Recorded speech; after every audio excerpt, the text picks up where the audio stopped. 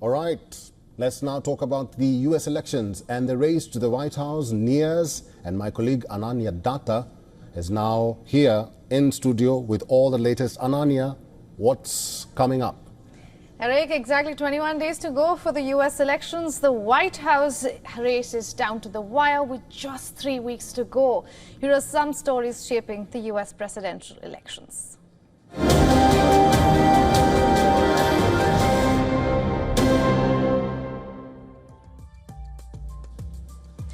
In battleground state of Georgia, early in-person voting has begun. The process will go on till November 1st, and after which the main voting process across the United States will be held on November 5th.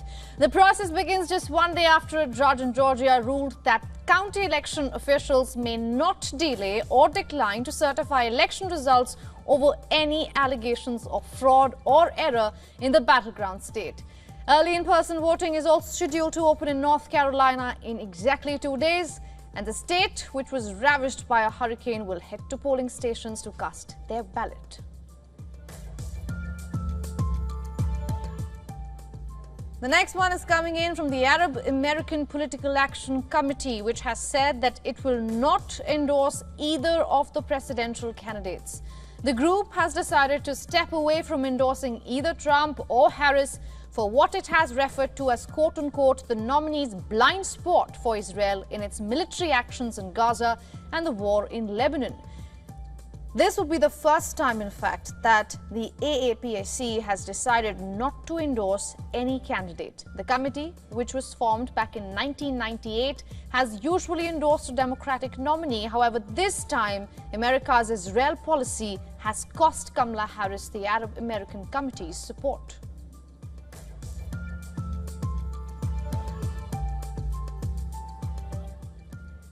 And speaking of Kamala Harris, the vice president's marginal advantage over the Republican former President Donald Trump in the polls has eroded in recent days. In a rare move, Harris will also sit down for an interview with Trump-friendly Fox News just on Wednesday to reach out to undecided right-leaning voters put off by the former president and counter Republican claims that she's avoiding media scrutiny. Harris has recently lost ground, in particular among black men, a key demographic that actually helped Joe Biden beat Donald Trump back in 2020. And on Monday, Kamala Harris launched a new economic plan to court them.